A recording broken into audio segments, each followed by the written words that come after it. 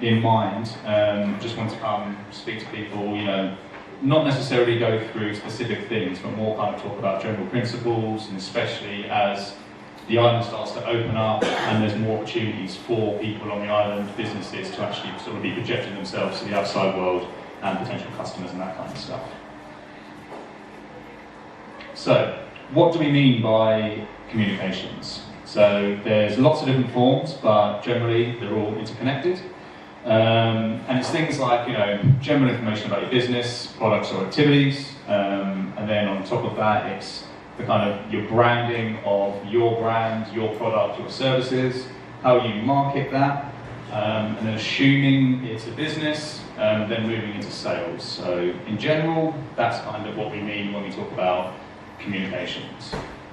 Ultimately, it's effectively the image you project to the public, the consumers, and no matter what you're selling, your target audience, basically.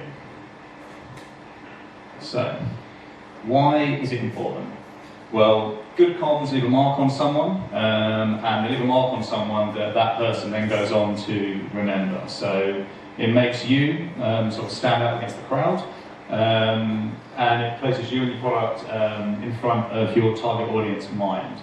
So what it then means is that people are more likely to think about you and more likely to go to you when certain things come up. So we can kind of see that with St. Helena, using a sort of local example. The marketing so far for the island is mostly kind of focused on its people, its history, some of the key things when you get here, so Jonathan, and then obviously more recently, well sharks. Now, with that, what it means is that actually it's creating an identity and a brand for St. Helena. So that when you think of St. Helena, that's the kind of stuff you think of, and that's what then ends up setting it apart from other tourist destinations or other islands that people might be thinking of visiting or investing in, or doing business in. Now, the power of good comms. So, the power of good comms is really most apparent when you compare it to not so good comms. So I always think adverts are a very good example of this. You can think of some classic adverts. So I've put a couple here. I'm hoping people do actually agree with me when this comes up. But if you come up with a very good piece of communications, that's something that people will remember well after the actual, plan or implementation period is gone. And you kind of find that a lot with adverts. So people might remember the Cadbury's Gorilla, that was an advert that ran specifically, it was meant to be just in the UK initially. He's there kind of drumming away to Phil Collins. That ended up being a very, very popular advert. It's kind of stuck out in a lot of people's minds. It's now got, I think, over 100 million views on YouTube or something, and then of course people are still watching it today, they're still sending it around to each other. Not here, no, it's not here. Well, 1st of January next year, you can give it a Google. But and the benefit of that, of course, is that the advert was probably paid for, ran for maybe a month, and then finished, Whereas actually, it was so successful, this piece of comms, that people are still sending it to each other, and it's still something that people view. And of course, it's only going to be in the UK, and outside of that, now Cadbury's are still getting all of this effectively free advertising from it. So another one, people might remember this, I might be showing my age a bit here, but the PG Tips chimps. Now of course, this was very, very popular about 20 years ago to about 10 years ago or so. And this was something that PG Tips ran. You had the sort of family of chimps, the car would break down, they'd all be doing all sorts of stuff, they'd have tea with their nan. And it was very popular, and then PG Tips actually even then developed products around it. So, you've got toys, you've got tea towels, that kind of stuff. And again, it's a good demonstration of how successful it was that people were effectively buying stuff from an advert to bring into their own home, which then sits there and continues to promote that stuff even when the brand, the organisation itself is no longer paying to advertise it on TV.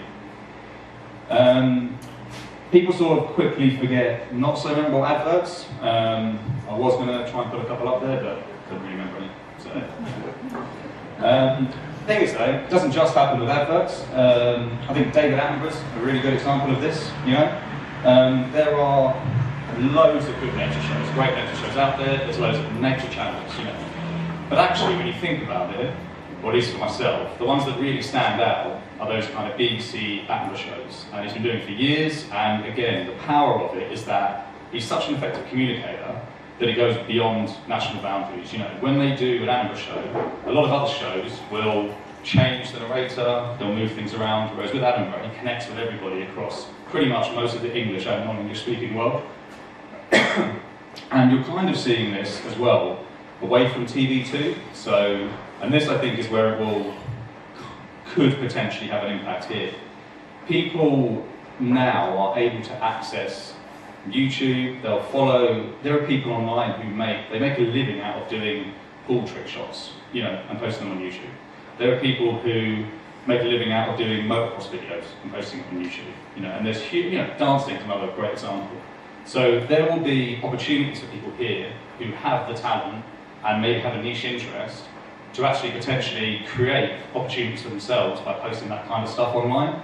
I think even, was it Bain was like a restaurateur in Turkey or something, and now he's selling steaks for like £5,000, you know, in the centre of London. So that's the kind of thing that can happen from it. Another one, this was a local one to me, I don't know if I saw this, but it's called Sainsbury's. It was an off-licence basically. Two brothers, surname Singh, and they basically came up with this catchy thing. It looked like Sainsbury's, but it was Sainsbury's. So what then happened with it was someone from Sainsbury's saw it, threatened to sue them. Then it became national news. Next thing you know, their sort of funny little shop is now front page of BBC Online. And good bit of cons for them. They said, okay, we'll back down, and instead called it Morrison's. And then Morrison's also saw an opportunity for this. And then when they were asked if they were going to sue them, I think Morrison's came back and said, no, I'm not going to sue them because they've clearly got great taste, so that's absolutely fine. You know? So both in that situation, Sainsbury's kind of lost out, and everybody else managed to, you know, get some good comms out of it and sort of promote themselves. So your key objectives, the key things you kind of want to achieve when you're communicating, really is to get your message to resonate with your target audience. And what I mean with that is, you are trying to get your target audience to engage with your messaging, whatever that messaging may be. If it resonates with them, it's more likely to be absorbed by them. If it's absorbed by them, then it's more likely to be retained. And then if it's retained by them, it's more likely that actually it'll kind of kick in the gear whenever they start thinking of, you know, if you're running a hotel or restaurant here, for instance, you know, it's more likely they'll be thinking of you when it comes to the point they want to get some dinner. And when that happens, you basically made a successful connection with your target audience. So, why are you trying to do this? The way you portray yourself to your customer tells a story about who you are and sets their expectations for what's going to happen when they either engage with you, your service, or your product. So, if you're a bit rough around the edges, then when they come to you, they're going to expect a bit more of an authentic experience, you know, and that will kind of set their expectations to what to sort of expect when they come to you. But then, if you're a polished establishment, then they'll expect a more upmarket experience, and then again, that sets the bar higher, and then it's up to you to kind of deliver on that stuff for them. But really, it's about the image you project to the public, your consumers and your target audience, and then making sure that you're kind of connecting what you want to do and deliver, and then putting that out across to everybody. So, how do you go about doing this? The key things you need to communicate effectively are really sort of identifying who your key target is, and again, this will kind of depend on what you're communicating about and what you want to get out of it. So, especially for businesses here or individuals here, it might be about targeting local people, and it may be about targeting off-island people. And it may not be mutually exclusive. You know, you run a business, you will want to cater for everybody. You want to get as many customers through the door as possible. But what you'll be wanting to do is think about how you tailor the message to each of these groups. And to do that, you sort of want to identify what it is that they want, what it is that you have, and where the crossover is between those two things. And again, that comes down to kind of what you're selling or promoting and who you're trying to sell or promote that to. Once you know that, you can kind of work out backwards what your target audience is going to be expecting from you, and how you can best go about kind of giving that to them or convincing them that you can give it to them so they come and engage with your product. Connecting with your target audience. So what I mean by this is really trying to figure out where your target audience is comfortable, and then trying to meet them there. So, you know, some people like to engage with stuff through the local newspaper and see adverts in that. Other people instinctively go to social media and look on there instead. Other people like to Google stuff and prefer to go on the website and kind of go through that. So you're not going to have a one-size-fits-all for everything, but it's about kind of trying to do enough that you're going to be hitting enough people, and also figuring out maybe your target audience, maybe they will particularly go through social media if they're perhaps younger. It's really just trying to figure that kind of stuff out and making sure you're approaching it in the right way.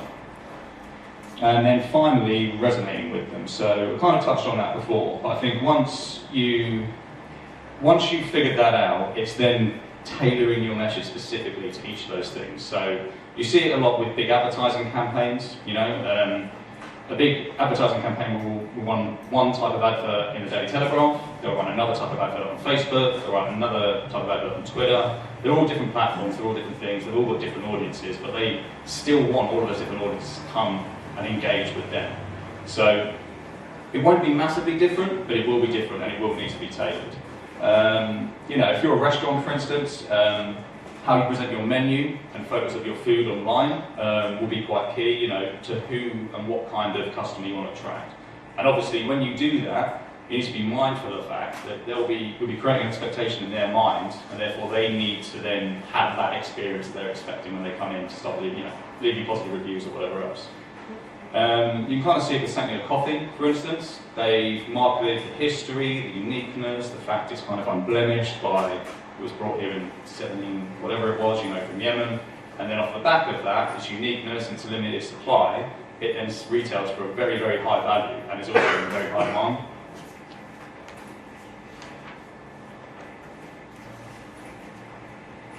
So what sort of stuff can people be doing now? The cable might be 1 year away, but you know, it will come around very, very quick. I've no doubt about that. And there's a lot of stuff people can be doing in the meantime, especially sort of proactively developing your online presence and your brand. This kind of stuff will help show off your business, will set engage potential customers, but equally, if you're doing it now, it gives you time to kind of set the narrative for yourself, your own business, depending on what it is you're doing, what you're trying to market to people. To say, you should probably be considering the points kind of touched on already and how you can apply them. And then also, potentially looking around at other similar businesses and trying to get inspired. So it doesn't necessarily have to be people on island, it can be elsewhere, it can be brands you yourself like, and seeing what they do well. You know, how are they succeeding, what are they doing, what are they, you know, even learning from bad experience is still a positive thing. And then, why is this important in the context of the cable? Well, I think what we will see, and Daniel kind of touched on it as well, is that there will be a seismic shift in how people use the internet and engage with it. You know, at the moment we're limited on bandwidth, data, whatever else, whereas actually what you'll find is that whilst now a lot of people still operate by word of mouth, or you know, being in the know, I think it's on the last census it was 1 in 3 people don't have internet at home and 1 in 4 people don't have a mobile, and that was only last year. And that's understandable because of the expense of it, but actually once that comes down, it removes that barrier to it. And what you'll find, I think, quite quickly is that transition will happen much faster than a lot of people think. Ultimately, people are driven by convenience. You know, you see this everywhere. Most of the products you see now are all convenience, time-saving stuff, making your life easier, because that's what sells. I think without needing to worry about cost of things, you know, I would much rather sit on my couch and go on the internet rather than get up, so I don't get signal in my house at the moment, you know, on my mobile, and go to the corner, pick up the telephone, call Joshies and find out what their special is, call Anne and find out what their special is, you know, ring around and then figure out where I want to go on a Saturday night to eat my dinner. If I can go online and all of those restaurants are posting on their Facebook pages or whatever else they have, what it is, I can make that decision within about 3 or 4 minutes without even getting up on the couch, you know, and that will be what will happen very, very quickly because it's convenient, you know. There'll also be a lot of opportunities for non-local audience as well. So, like I said there, if restaurants and other local businesses have their own kind of social media pages and whatever else, you'll find now a lot of people, I used to do it a lot, I used to travel a lot for work back in the UK 6 or 7 years ago, And before I even went somewhere, I'd be going on Google Maps and seeing what was around my hotel, what restaurants were there, what pubs were there, what was on the menu, what it looked like, going on TripAdvisor, seeing what the ratings were like, looking at their menus, you know. And that sort of thing will happen, probably does already happen to be fair. It's a bit more difficult here because not that much stuff is online, but actually you'll find a lot of people make up their mind about what they're going to do, where they're going to go, where they're going to eat before they even get to the island. And they'll do that for probably 50 to 8% of their time here. And then the rest of it will be, again, you know, oh, Gareth's another tourist here. Oh, you had a good experience there. Great, I'll go and check it out. But actually, that kind of stuff is already happening with a non-local audience, and it will start happening quickly as well with a local audience. So really, I think it just comes down to kind of getting it right. And that is really around selling yourself well so that it attracts business and custom, and making sure that you're clear about what you're doing. You know, if people are passionate about something, that's why they're doing it. You know, and actually people can sell themselves quite well on that. But I think it's just making sure people are mindful and conscious of it. And I think with that kind of stuff, you will find, and again, it already happens. I know it happens with yachties. They've got yachts forums, and so, you know, again, word of mouth. They come to St. Helena, have a great experience somewhere. They tell everybody else, and that's where everybody heads when they get there. The more people do this and increase their online presence, you know, then in time it will be the case that tourists will be coming, taking a video in Donny's on the night out and then posting it online. Whereas at the moment people don't really do that until tourists come forward to the internet. You know, there'll be more people going to the restaurants, taking photos, posting it online like they do elsewhere. And that's the kind of stuff that really people want to be kind of thinking about now, moving, you know, leading it a little bit, being a bit more forward thinking potentially in preparation for the 1st of January next year, so that actually they've already got an online presence and then can capitalise on that when people do start coming in and start sort of acting with those kind of behaviours.